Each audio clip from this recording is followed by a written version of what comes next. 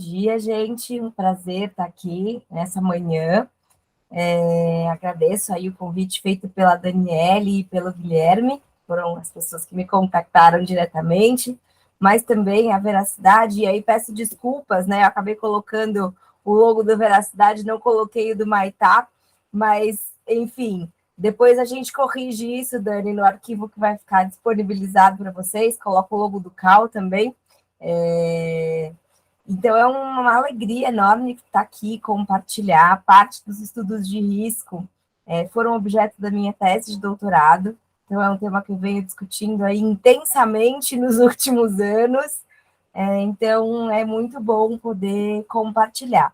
A tese está disponível, a Daniela lembrou, né, que está agora já aberta no site da USP, eu compartilhei com vocês um texto antigo, que até antes de começar, eu posso contar para vocês, né? Então, essa é uma trajetória longa, que começa lá na advocacia popular, quando eu comecei a experimentar e vivenciar com as comunidades esses processos de remoção por risco na cidade de São Paulo, né? E isso era nos idos lá de 2012, e a gente estava tendo remoções em massa, tinha um laudo do IPT que circulava na prefeitura, na época era um laudo que a gente nem tinha acesso, e você tinha na ordem aí de 30 mil famílias sendo ameaçadas de remoção por conta de estarem em risco alto e muito alto.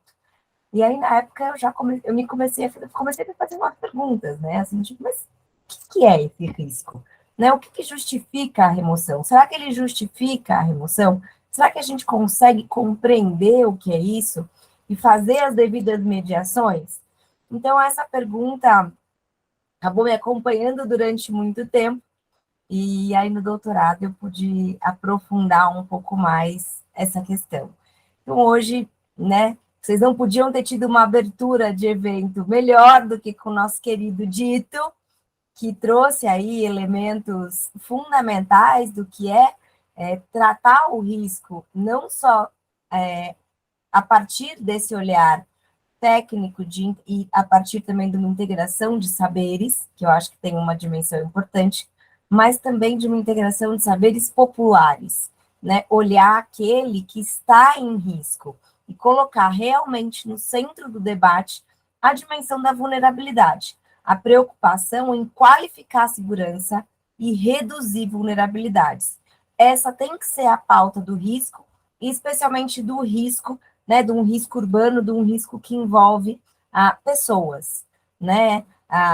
Acho que a gente tem várias portas de entrada para tratar sobre o assunto, mas se a gente fica olhando, por exemplo, né, a gente desmistificar essa ideia do risco como um risco natural, né, olhar só sobre a perspectiva do desastre, daquele risco já concretizado no desastre, mas, de fato, construir junto com a população medidas que permitam que a gente reduza o risco, qualifique segurança e amplie vulnerabilidade, sem perder de vista esse caminhar, né, para uma cidade mais justa, para uma cidade mais igualitária e menos, estruturalmente, menos geradora desses riscos. Então, por isso, hoje a gente, né, começa aí essa fala, o tema que foi proposto, como disse a Daniela, risco de remoções e forçadas, estratégias de defesa contra a insegurança jurídica na posse. Dani, se puder passar. A ideia, então, é falar, então fica o sumário, né, um pouco problematizar o que é o risco, especialmente o risco urbano, falar um pouco de como você faz a gestão do risco, e aí duas grandes perspectivas, uma perspectiva de controle urbanístico, talvez para aqueles que não sejam advogados, mas imagino que todos vocês já tenham passado, né, aquela ideia da defesa civil, né, ou dos órgãos de controle, com aqueles formulários, né, os autos de infração, né, então, essa modalidade de gestão que é baseada, de fato, no controle das regras urbanísticas e uma perspectiva de comune, de olhar para as práticas comunitárias, que talvez o Dito tenha já trazido no último encontro de vocês, dessa troca de saberes, né, do fortalecimento do território e dos contatos com a própria comunidade, e a potência que essas iniciativas, né, que partem das próprias comunidades têm em termos de qualificação de segurança.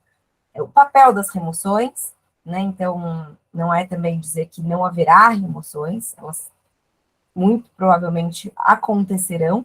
Então, qual é o papel delas e como tratá-las? E aí, né, a perspectiva de morar em risco, essas ameaças e quais são as estratégias, pensar aí algumas estratégias de defesa. Então, vamos lá. Dani, pode passar? Falando um pouco sobre o que é risco, eu gosto muito de lembrar de um trabalho do Lavelle e do Musgrave, que é de 2014, em que eles falam que a forma como você percebe uma questão, que você concebe um problema, e enfim, eu não gosto muito da palavra problema, mas essa concepção de um conceito impacta naqueles resultados planejados e, claro, né, no caminhar que você tem para chegar até lá. Então, é importante discutir o que entendemos por risco, porque certamente isso vai ter um impacto grande nas medidas de mitigação e redução dos riscos. Pode passar, Dani. E nessas discussões essenciais, e aí se eu puder subverter um pouco a ordem, vocês fiquem super à vontade para abrir os microfones e conversar comigo, apesar das câmeras ainda estarem fechadas, eu sei que é sábado, de manhã, né?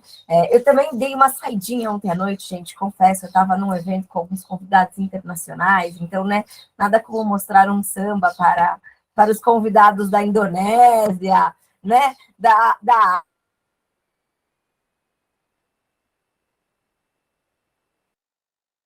Vamos lá, vamos ver se a gente, né, eu reforço aí a sugestão da Dani, se vocês puderem abrir as câmeras, dialogar, e se quiserem agora, inclusive, abrir os microfones, mas para falar sobre riscos, eu costumo perguntar assim, atravessar a rua é uma atividade de risco, gente? Tô vendo a Joana fazer assim, né? Sim. É ou não é, gente? Depende de onde você está, né? Minha mãe diria que é super arriscado. A Em Joana... Ribeirão Preto, interior de São Paulo, é bem arriscado. Pois é. Né? Então, mas é isso, né? A resposta pode ser realmente depende. Né? Eu coloco essa foto aí e falo, bom, atravessar a rua, gente, é uma atividade cotidiana, não tem nada de extraordinário, não tem nada de natural. É uma ação humana da nossa vida social. Se eu tenho uma faixa de pedestre, sinalização, né, uma pessoa jovem atravessando com um tempo adequado, não é dizer que não tem risco, né? Pode vir uma motocicleta maluca, pode, né, um ônibus perder o controle, enfim, tem a medida do imponderável. Mas eu diria que é relativamente seguro, né? Ninguém diz para você, não atravesse a rua, é muito arriscado, né? Fique todo mundo desse lado de cá, né? Ninguém vai falar isso. Agora, aperta mais uma vez aí, Dani. Talvez essa senhora atravessando num lugar, no meio dos carros, motos, sem farol, né, com dificuldade de locomoção, talvez esteja numa condição de risco maior do que a pessoa na foto de cima. Então, atravessar a rua é uma atividade de risco? Depende, né? Passa mais uma, Dani. E a mesma coisa que a gente pode pensar, por exemplo, na construção. Fazer uma laje é uma atividade de risco? Pode dizer que existe um risco urbanístico? Né? Na hora está dizendo assim, não sei, né? Eu brinco que eu sou filha de engenheiro, né, gente? Na época, hoje em dia, para bater laje vem caminhão, né? Vocês que são os arquitetos, engenheiros, aí me contem, vem o caminhão, aquele caminhão de concreto, joga tudo concreto em cima, a laje está pronta rapidinho. Eu lembro do meu pai contar para mim como era bater laje, o pessoal demorava, e tinha um churrasco do dia que a laje ficava pronta, eu pequena lembro de ir em churrasco da laje, né? O dia que a laje ficou pronta com os pedreiros. Então, assim, pode ser uma atividade relativamente rápida, segura, né? Agora, passa mais uma. Se a laje for essa laje, talvez a gente esteja numa, né, uma situação de um pouco mais de risco, né? Então, assim, o que é esse risco? entender esse risco, e pode passar, Dani, é importante para que a gente possa, então, definir a nossa estratégia de ação, seja como poder público encarregado de execução de uma política pública de gestão de risco, seja como assessoria técnica que vai estar, então, prestando apoio, né, para enfrentar, mitigar esse risco, seja, né, como advogado que vai trabalhar na defesa das remoções, enfim, entender é importante para definir como é que a gente vai trabalhar. E eu gosto dessa imagem também, dessa brincadeira, e aí, assim, é aquela, né, brincadeira do olhar. O que a gente vê nessa foto?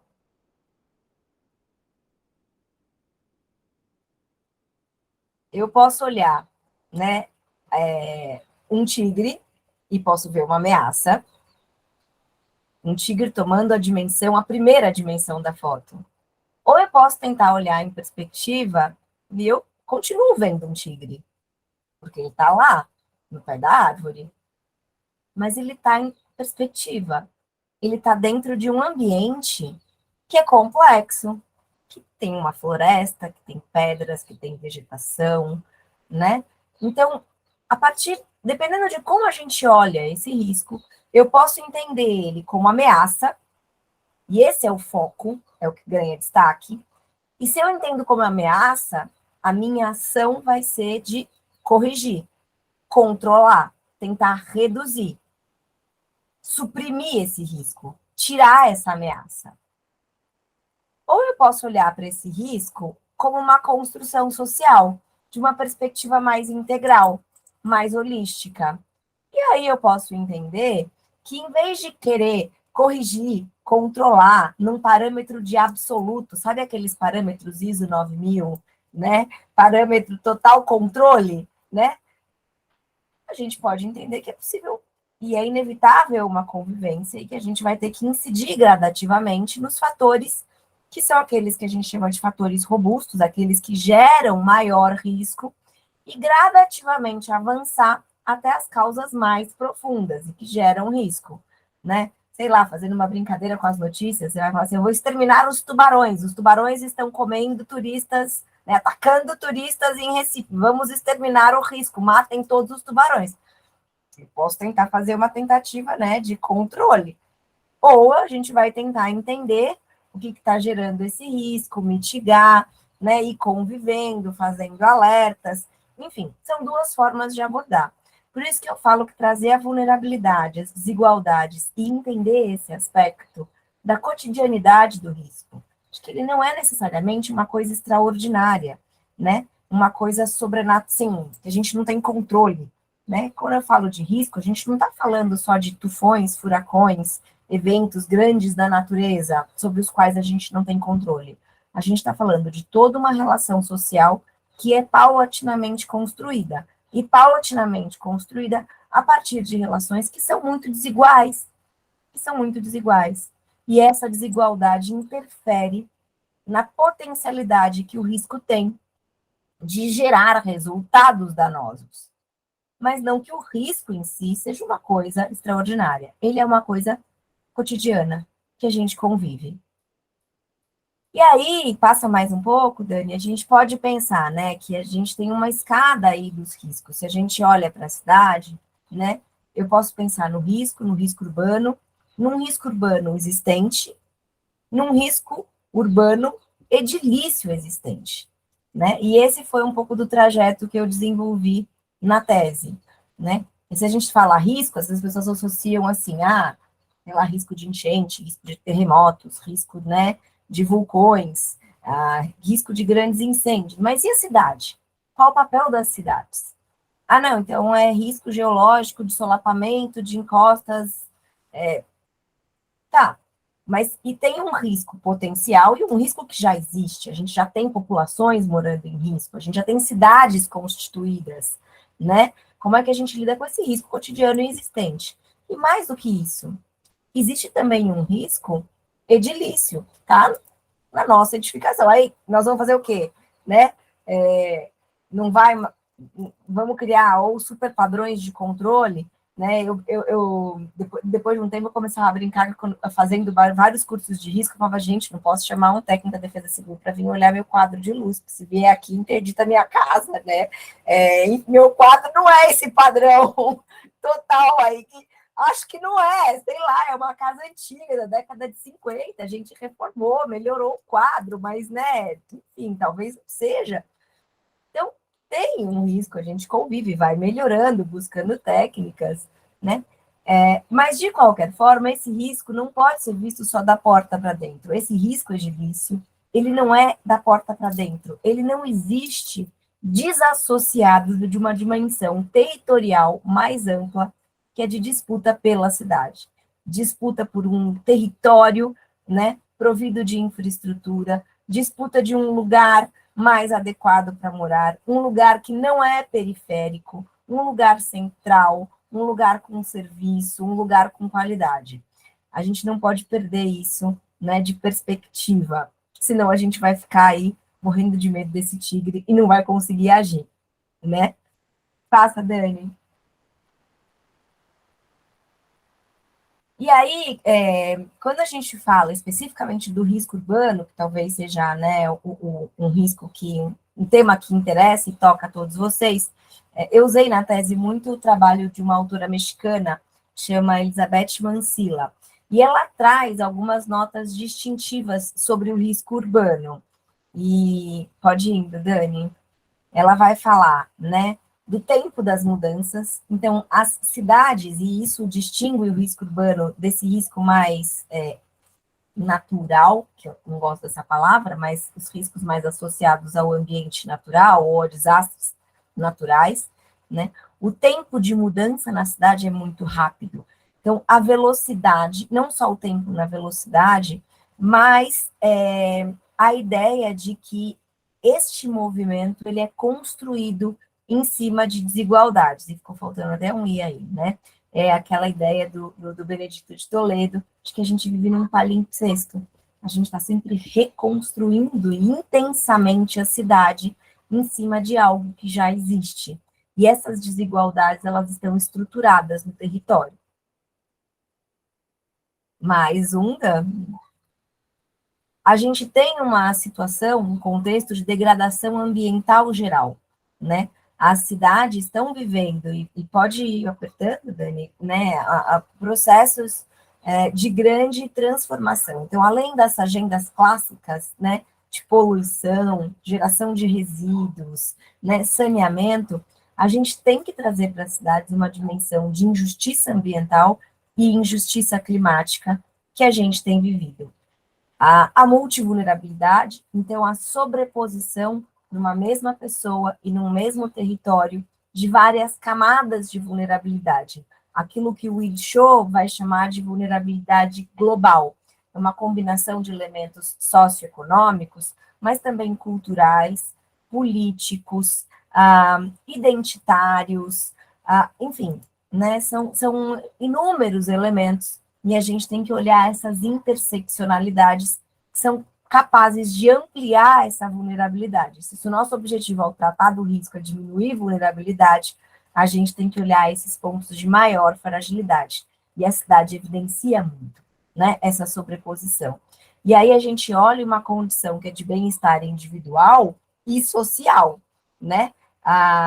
Então não adianta só você ter capacidade de enfrentar ou resistir, né? Pode ser, mesmo quando a gente brincou lá da história da idosa, né? Você tem um idoso super bem de saúde e que teve tratamento, uma vida adequada, né? Controle de prevenção de saúde a vida inteira.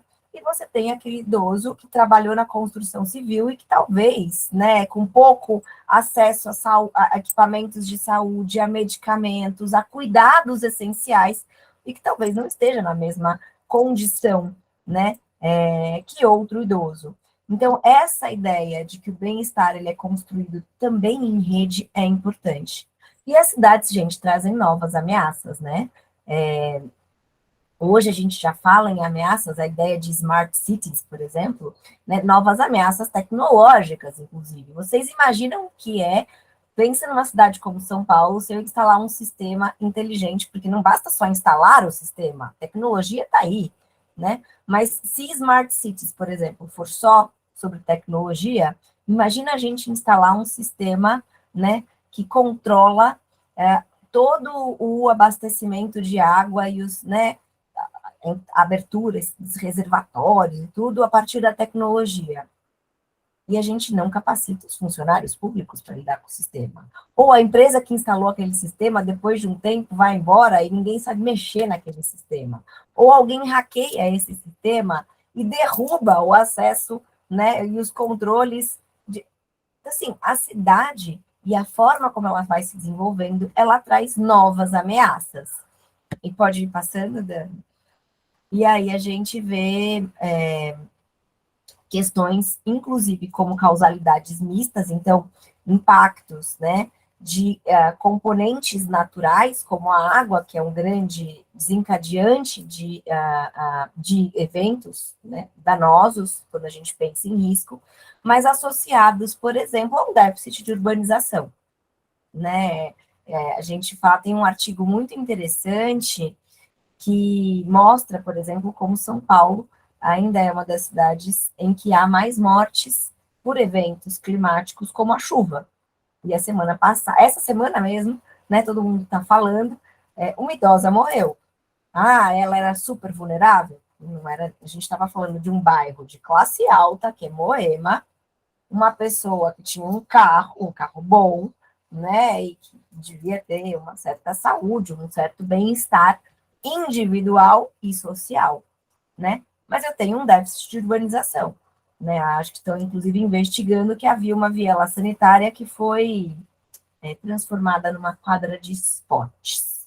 E entender, inclusive, as desigualdades na reação e no tratamento a essas questões é importante. Mas em São Paulo ainda se morre muito por afogamento em chuva, né? Pode passar? E a gente tem, né, e essa é uma das coisas que eu acrescentei também aí na tese, a proposta da Elizabeth Mansilla, as diferentes escalas de uma forma muito evidente na cidade, né? Essa ideia, né, do lote e da porta para dentro, o que acontece dentro do lote, a ideia de que a hora que eu urbanizo, a gente tem essa tendência, né? O que é a urbanização? É eu pegar o território, criar padrões de divisão desse território e transformá-los em lotes aptos à urbanização e à edificação e ao uso posterior. Essa é a ideia, né, ideal da urbanização. Mas esse lote, depois de pronto e colocado à disposição, né, para uso, ele não pode ser visto de forma dissociada da cidade. Então, essas múltiplas escalas em que as questões vão se relacionando fazem também do risco urbano um risco muito específico, que tem essas notas muito distintivas. Pode passar, Dani.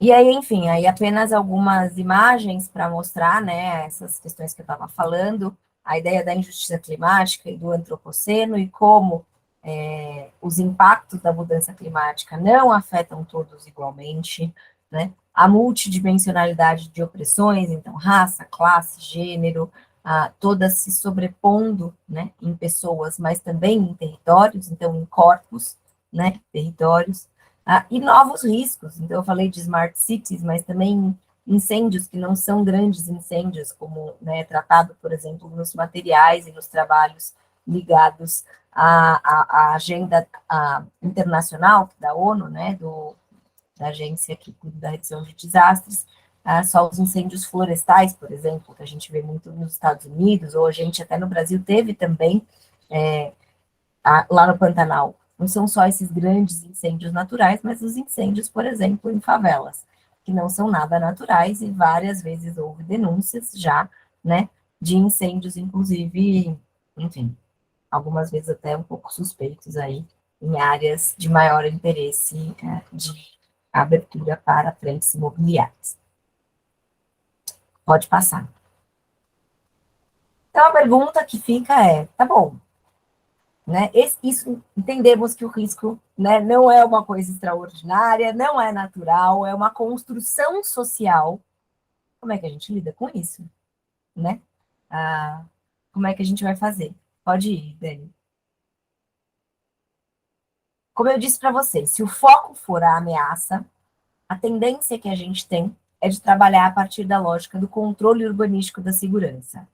Para aqueles que estão mais familiarizados aí com o direito, né? Eu falo que mesmo os arquitetos, os advogados urbanistas, eles, né, começam a trabalhar com plantas nas regularizações e os arquitetos e engenheiros começam a ler muita legislação urbanística, né? Então tem uma troca aí sempre muito fundamental, e além do que vivem, né?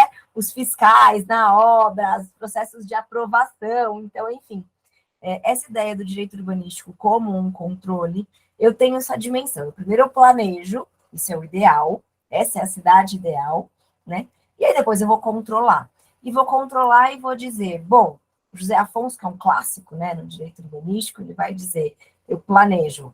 E aí você tem a urbanização, que é essa cidade que deve se desenvolver de acordo com os melhores padrões e, né, do urbanismo. E se alguém desvia, você corrige. E você tem, naquilo que já está consolidado, você tem que fazer a correção, né? Corrige para reenquadrar naquele padrão certo.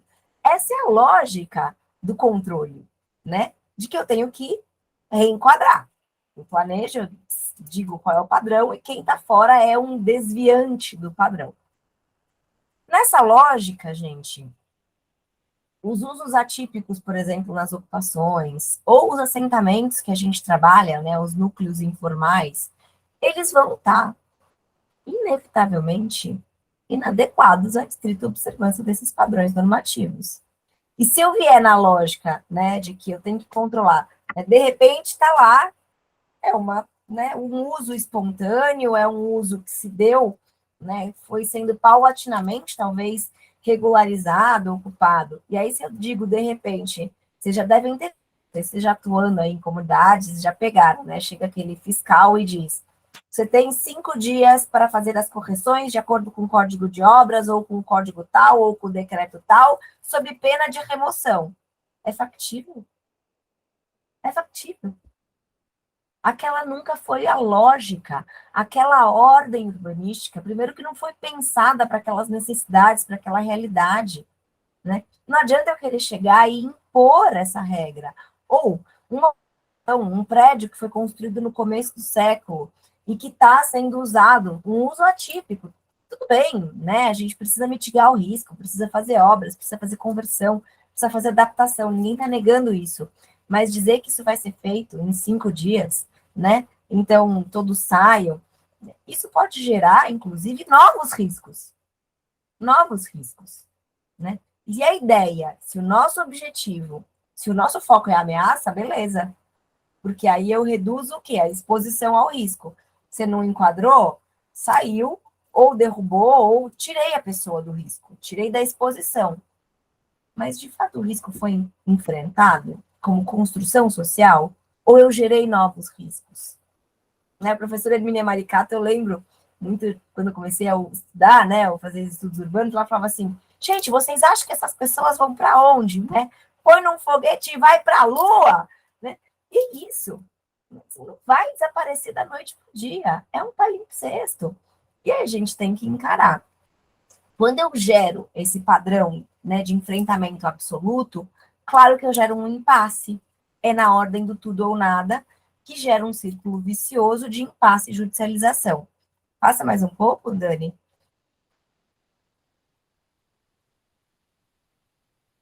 Então, por exemplo, a grande proposta, inclusive para prédios ocupados, e é uma coisa que eu desenvolvi na tese, é reinscrever essa questão no contexto do direito à moradia, que o Dito disse para vocês, né? No avanço da luta por uma moradia digna, luta pelo direito à cidade, e em especial no paradigma da regularização fundiária, que pode ser progressiva, que pode ser em etapas, e que reconhece uma dimensão participativa, de escuta qualificada, de troca de saberes na sua essência, né? Enfrentar o risco a partir desta perspectiva pode trazer grandes benefícios em termos de redução de vulnerabilidades. Pode passar.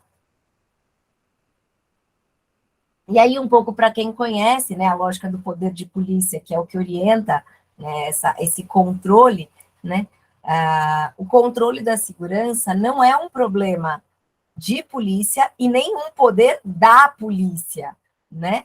É olhar a ideia de que a gente só olha pela falta, né? Porque a hora que chega lá a fiscalização, nesse ciclo, né? Eu falo que tem um ciclo aqui que é da disciplina normativa, começa com as normas. Então, eu chego lá, se eu penso as normas de uma forma bem hermética, técnica tal. Aí eu trabalho com consentimento, então toda a lógica do licenciamento. Vocês devem estar, né? Os arquitetos às vezes entendem até mais, né, Dani, dos processos de licenciamento das normas urbanísticas até do que os advogados, porque instruem, fazem os projetos e tal.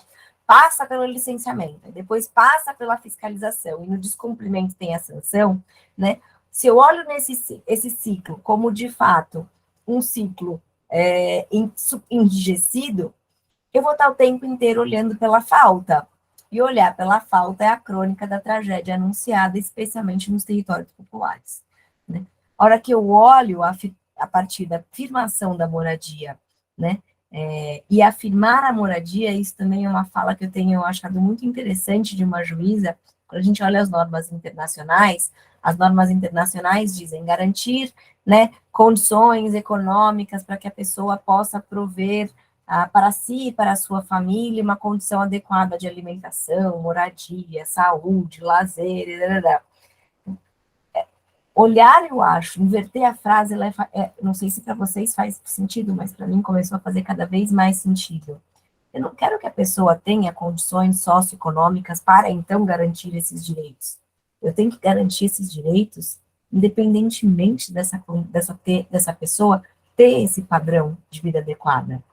Se ela está na rua, se ela está, né, uma mulher, mãe, solteira, sem trabalho e que está numa posição super vulnerável, eu não vou negar a ela o direito de moradia. Pelo contrário, é aí que eu tenho que fazer o maior esforço para garantir esses direitos. E garantir o direito fundamental à moradia inclui um olhar para o risco, que não é esse olhar do poder de polícia, né, um problema de polícia e nem da polícia, que normalmente é o que orienta essa atuação a partir da ameaça. Então, lembrem lá, né? Se eu olho o problema como a questão do risco como uma ameaça, a minha resposta tende a ser esse controle e um controle pautado por esse poder de polícia, né, que a gente chama. Passa mais um, né? Por outro lado, eu contei para vocês que a gente também pode olhar o risco em perspectiva e olhar e pensar o risco a partir das vulnerabilidades. E ao fazê-lo, a ideia é de que a gente comece a valorizar uma intervenção gradativa, né, cada vez mais voltada à redução de vulnerabilidades, aumento das capacidades de gerenciamento desse risco, entendido como uma relação social e como na sua cotidianidade. Para isso, as práticas comunitárias, que a gente, né, pode chamar de commoning, ela envolve, então, olhar para os bens e para os recursos que estão disponíveis, ou então olhar para esse território, olhar para as pessoas e para os grupos, para as comunidades, né, que se estabelecem, que se relacionam com esses recursos e que muitas vezes têm a sua identidade, né, a existência desses próprios recursos só se dá em razão dessa comunidade, né? E as práticas cotidianas de cuidado que são estabelecidas, né, naquela convivência daquela comunidade e na relação daquela comunidade com aqueles bens e recursos. E quando a gente olha isso, a gente tem um compilado, e certamente os casos que serão apresentados hoje aqui, né, seja o caso que a gente vai ouvir agora de manhã, mas também, né, os casos que depois eu vou querer ver a gravação para poder acompanhar, e saber e conhecer, mas que certamente eu tenho certeza que são experiências inovadoras, protagonizadas pelos movimentos moradores e muitas vezes acompanhados das suas assessorias. Essas práticas que às vezes ficam silenciadas, elas têm o condão de reduzir vulnerabilidade e aumentar a capacidade de gerenciamento. Um gerenciamento que não é só pela técnica, mas que é também pela intervenção concreta no território. Então, aqui uma foto, né, por exemplo, do quadro de luz da ocupação Mauá, que mais uma vez está sendo ameaçada de remoção. Né? A gente brinca, eu falo assim, nossa, esse quadro de luz é melhor, juro, melhor que o da minha casa, gente. Então, assim, comparar com o que era o quadro de luz quando eles ocuparam esse prédio há mais de 14, 15 anos atrás, e o que está sendo hoje, né, com as chaves interseccionadoras, o que se evoluiu em termos de controle de incêndio é incrível. Quando você vê uma ocupação no centro de uma cidade como São Paulo, tem uma horta num terreno, gente, olha o tamanho desse terreno, juro para vocês, tem 5 metros de largura, assim, é um tiquinho do lado do terreno, e que eles aproveitam para poder, durante a pandemia, inclusive, gerar segurança alimentar para as famílias mais vulneráveis. É incrível. Quando eles usam os espaços, né, para deliberação conjunta do o que fazer, como gerir, como atacar essas emergências e as fragilidades, isso é troca de saber, isso é escuta qualificada, isso é fortalecimento das práticas comunitárias. E isso é muito importante para reduzir risco, né? Pode passar. E aí, isso não quer dizer que a gente está em completa oposição, né, daquela lógica do controle do poder de polícia com o commune. Eu posso ter diálogos participativos, e eu posso olhar, por exemplo, a atuação das defesas civis ou dos órgãos de controle com uma forma de diálogo participativo, aquilo que eu tenho chamado de fiscalização promocional.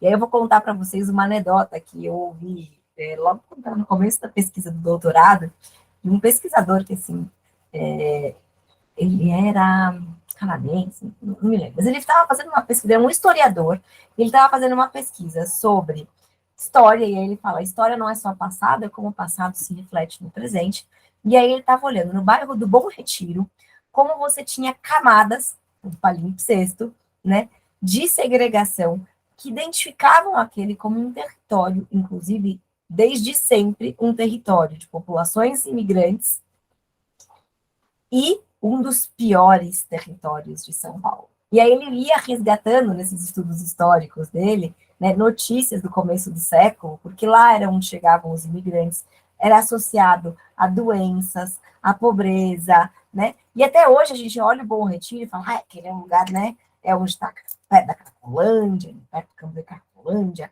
é o bairro dos coreanos, com aquelas lojas onde tem trabalho escravo, e todo mundo tem muito medo do Bom Retiro, né? É um dos distritos da cidade, assim, né, que o pessoal gosta, né, aquela coisa assim, eu vou lá no José Paulino, mas só dá para ir na José Paulino, né, quem não é de São Paulo já ouviu falar da José Paulino, né, eu só vou na José Paulino, mas andar por lá não dá. E é um bairro que, de fato, tem as suas fragilidades, mas tem uma história muito rica. E ele, inclusive, olhava, e isso era muito interessante, a sobreposição dos lugares. Ele falava, onde hoje tem um equipamento de saúde, por incrível que pareça, era um equipamento de saúde, né, no começo, enfim, há 2 séculos atrás, ligado ao atendimento dos imigrantes. E aí ele conta que nessa pesquisa que ele estava fazendo, eles estavam acompanhando, enfim, andando na rua, e aí tinha um prédio de imigrantes lá tal, e aí chega, na época estava tendo um surto de dengue na cidade, chega as equipes, né, para o carro, desce os técnicos, com os coletes, né, um grupo majoritariamente masculino para fazer lá, né, a aferição, para ver se tinha foco de dengue, tal, não sei o quê. Eu bater na ocupação, não. Quem trabalha em ocupações aqui, né, aqui não entra. Não, mas a gente precisa entrar para fiscalizar. Não entra. Não entra. E não entraram. Não houve jeito de abrir a porta para a equipe de fiscalização. Foram embora. 5 minutos depois, vem as mulheres com os coletes azuis, agente de saúde, saúde da família, que normalmente são pessoas da própria comunidade, que fazem esse trabalho cotidiano de cuidado. Bate na porta.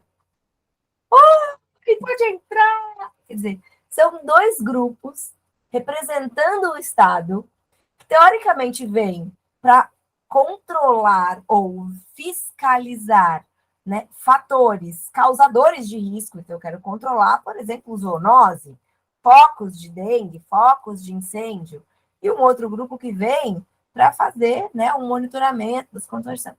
Mas um vem numa lógica de cuidado, de fiscalização promocional, de dar orientação para dizer, olha, abre a janela, deixa a luz entrar, nossa, tá com mofo aqui na casa, né? Vamos ver, tem comida no armário, tá se alimentando bem, né? Tem alguém para levar a senhora para poder, né? Ou o senhor, né? Se a criança está conseguindo, vem com uma lógica promocional e o outro vem numa lógica de fiscalização, né? Como se fosse que eu falei da polícia. Como isso tem um impacto muito grande. Então, havendo esses diálogos participativos, e aí não é mera informação, não é chegar, né, com aquelas planilhas que no slide anterior vinha aqui, vamos lá, gente, tabela, decreto, portaria, tal, instrução normativa, cadê os arquitetos que vão lá fazer os projetos, né? Instrução normativa, NBR 752/10, não, você seguiu a /8, né, que vem com aquela tabela de um monte de norma, um monte de regra e as cores, né? Eu brinco, quando eles começaram a fazer a fiscalização de risco nas ocupações aqui em São Paulo, eles estavam propondo um escalonamento de bolinhas, assim, sabe? Vermelho, amarelo, verde, o que, enfim, pode ter algumas vantagens em termos visuais, mas não era para mostrar vulnerabilidade, era do tipo assim, esta ocupação é a ocupação vermelho, né?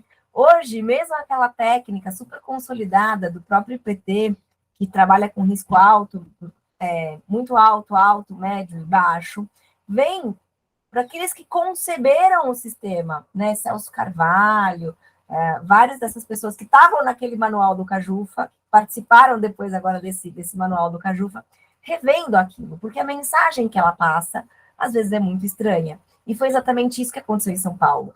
Juiz e promotor falou, risco muito alto? É o rato na sala, né, gente? Qual é a resposta?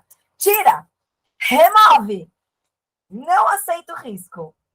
O que significa esse risco muito alto, né? Então, trabalhar com isso, e a ideia de, então, paulatinamente, fazer esse trabalho de prevenção, de fiscalização e monitoramento de uma forma que não seja só informar e dizer, você tem que chegar neste padrão, mas, de fato, trabalhar na esfera administrativa e judicial para a produção de conhecimento sobre o risco, trabalhar com as várias percepções, naquilo que o dito chama de escuta qualificada, na fiscalização promocional e no fomento de tecnologias sociais. Pode passar, Dani? E aí, por exemplo, esse é um material produzido pelo Ministério das Cidades em 2007 e pelo IPT, explicando as metodologias, acho que eu não estou com ele aqui para mostrar a capa para vocês, depois se vocês quiserem eu pego, mas eu acho que ele está disponível online. Ele vai mostrando as tecnologias, e é uma ideia de capacitar municípios a fazer mapeamento de risco. E aí, eles ensinam toda aquela metodologia de como é que eu chego naquela classificação do risco muito alto, alto, médio e baixo.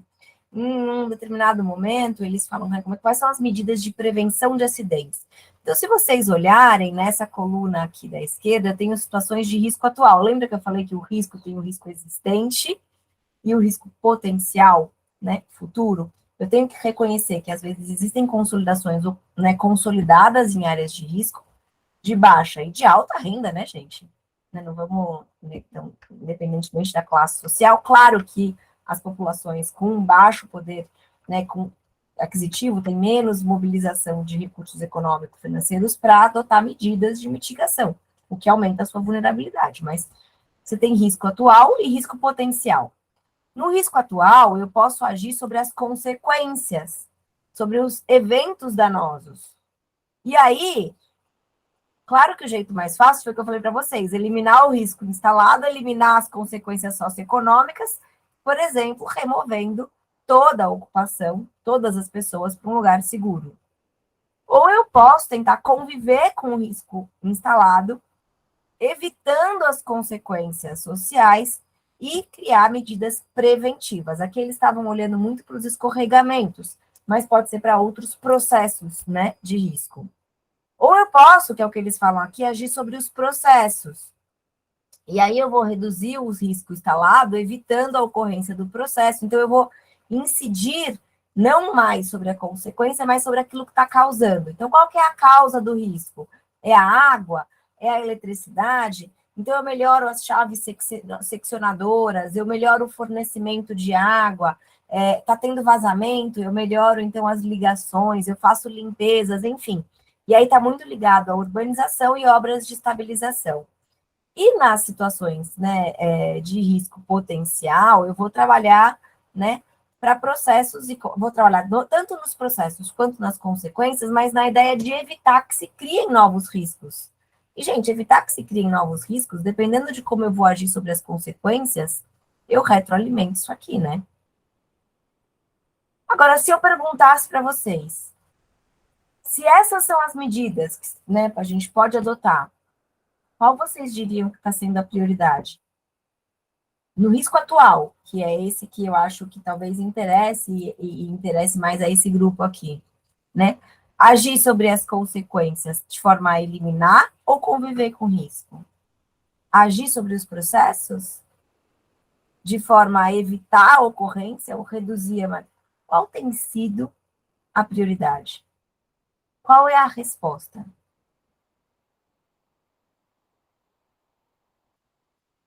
Dani, passa mais um aí. Gente, sintam-se à vontade quando eu provoco vocês, se alguém tiver, né, quiser se manifestar, abra os microfones, eu não tenho nenhum problema. Tem um momento aí de perguntas e respostas, de debate, mas eu adoro diálogos participativos, viu, gente? Eu prego aqui na apresentação e eu gosto deles, viu? Então, quiserem me interromper, Dani, pode passar.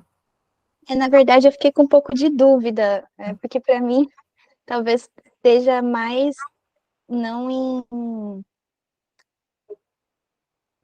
imediato, assim. Quando o risco acontece, lidar com aquela situação. Nada, a prevenção ainda é muito pequena. Se a gente olhar os gastos que são feitos relacionados a desastres, a prevenção é super pequena. Aí eu fiquei, né, frente ao que se gasta com a resposta imediata aos desastres, que é mais cara do que a prevenção. Enfim, aí eu fiquei com um pouco de dificuldade. Então eu queria te ouvir até sobre esse questionamento colocado.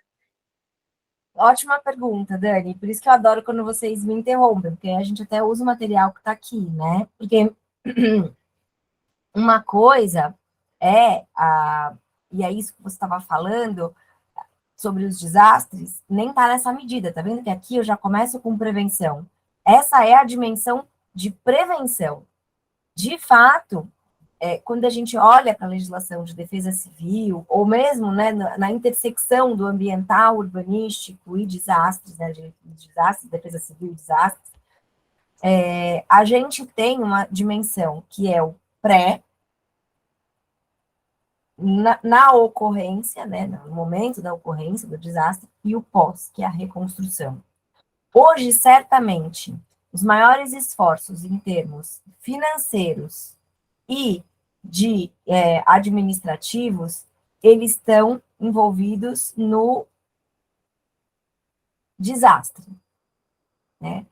Não é à toa que a gente tem um monte de decretação de situações de emergência, de calamidade, né? A gente se movimenta quando o desastre acontece. Você tem um esvaziamento dos fundos, né, para medidas preventivas. Você ainda tem, por exemplo, em termos de recursos, fundos para obras, né, no caso de desastres, que já são poucos, né, mas que eu vou mobilizá-los a partir da ocorrência do evento danoso. As medidas de prevenção também são várias. Elas, de fato, têm pouco dinheiro envolvido e pouca capacidade instalada. Mas perceba que elas também são diversas. Eu posso prevenir a ocorrência de desastre, fazendo, por exemplo, remoção, então eu estou incidindo sobre o quê? Sobre as consequências. Bom, se o desastre pode levar à morte, né, ou perdas econômicas, o que eu faço? Eu tiro as pessoas da área de risco. Resolvido o problema, certo? É isso. Lembra da Hermínia, elas não vão para a Lua. Elas continuam tendo que ir para algum lugar. Né? Se a gente não coloca isso dentro dos conflitos urbanos e dos processos de urbanização desigual que a gente perde de perspectiva. Né? Então, eu posso tentar eliminar o risco, dizer, ó, acabou. Então, eu vou tirar a possibilidade de ter alguma consequência danosa. Ou eu posso conviver, eu posso dizer assim, putz, vem atravessar a rua, né, gente? Não posso dizer que não vai ter mais acidente, mas eu posso colocar farol, aumentar o tempo para a travessia. Eu posso virar e falar, putz, talvez o tempo de travessia está causando muito acidente aqui, porque o tempo, né? Quem é que já atravessou a rua? Eu brincava, falava, gente, eu que sou jovem, às vezes você vai atravessar a rua no farol, você ficou verde, você começa a atravessar, você não chegou nem do outro lado da rua, já está piscando vermelho e as motos, né? Então, assim, vamos aumentar o tempo, vamos diminuir o espaço de carro. Então, você vai convivendo com aquele risco que já está lá, né? E aí você evita consequências. Eu posso olhar também para os processos mais naturais. Então, eu vou o risco instalado e eu vou tentar diminuir algumas coisas.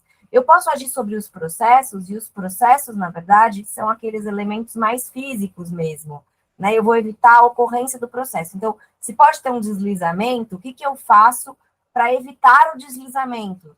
Antes que o deslizamento ocorra. Então, a gente, naquele desastre de São Paulo, tem um sistema de alerta. Mas adianta ter um sistema de alerta se a pessoa escutou o alerta e não sabe o que fazer?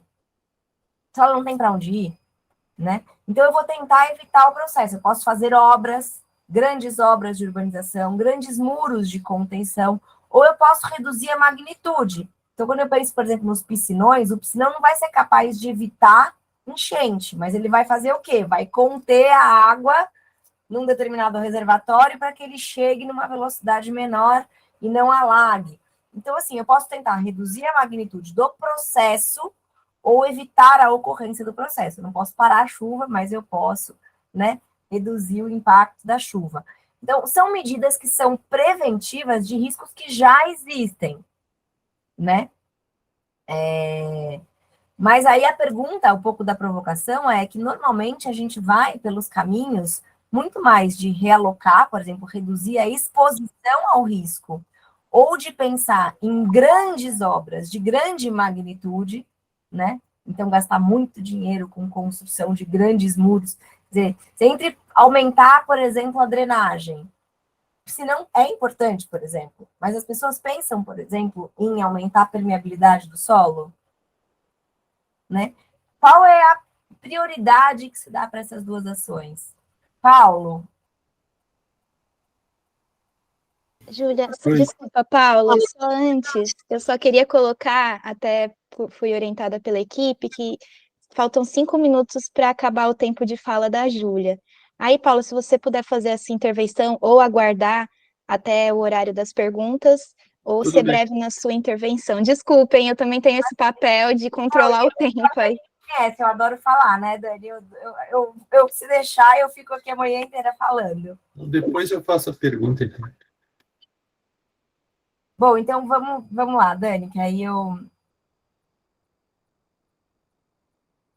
Então, é mostrar para vocês um pouco de que não é que não haverá remoções, e ninguém quer romantizar sobre isso. A gente tem que reconhecer que em algumas situações, né, é impossível a convivência, mas eu posso fazer isso de uma forma menos traumática e menos absoluta.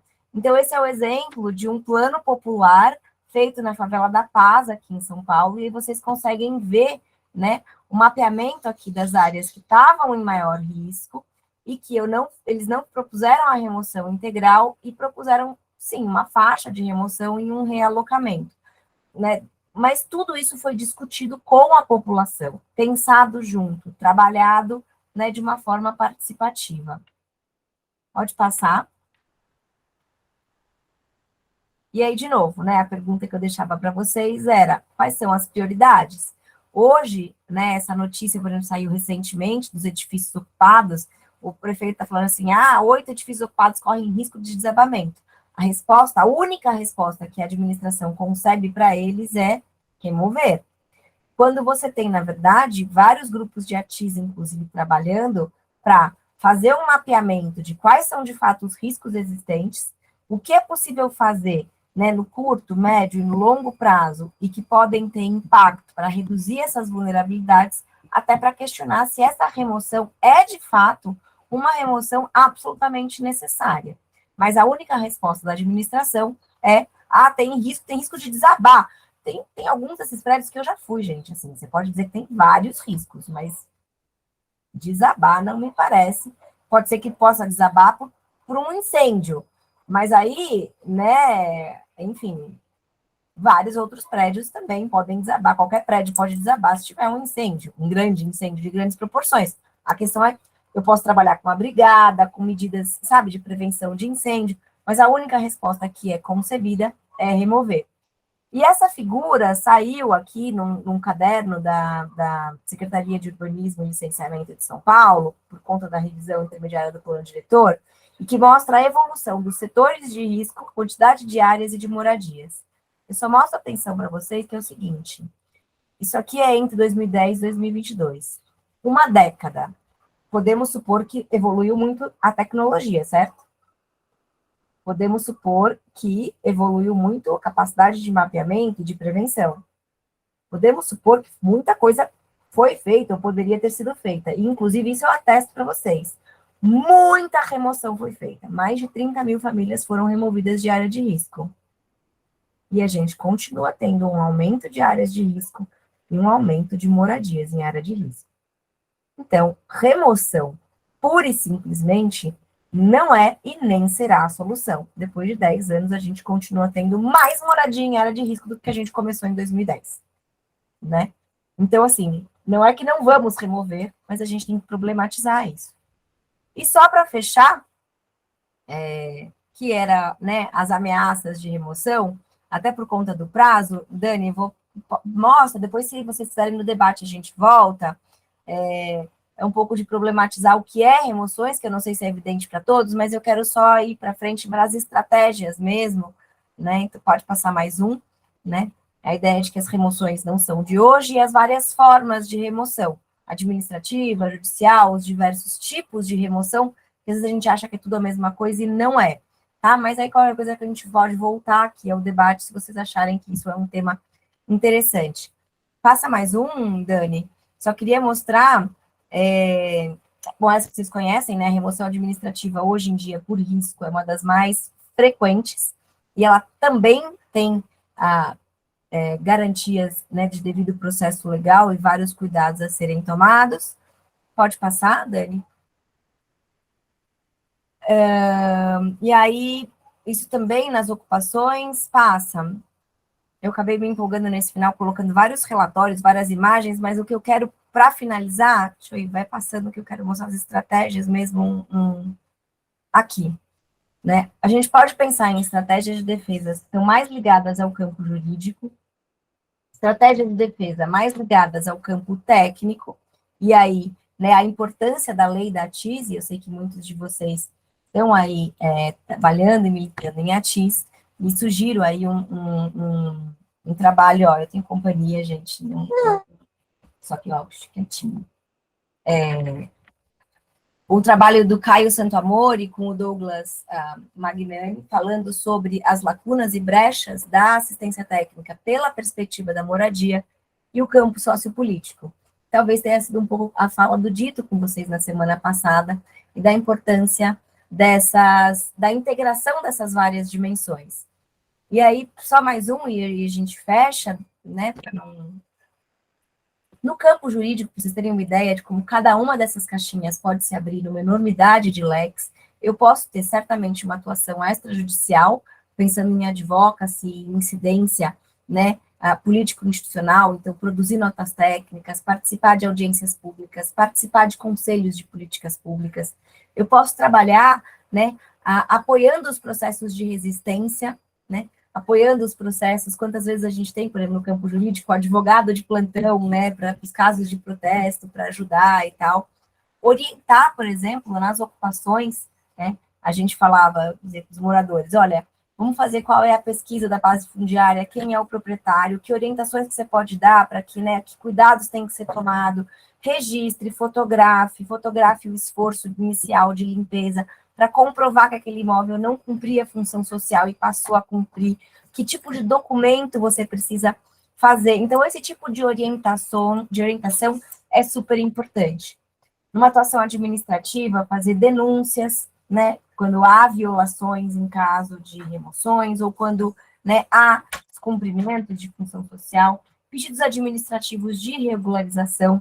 Então, eu olho uma situação de risco e falo, ó, regulariza.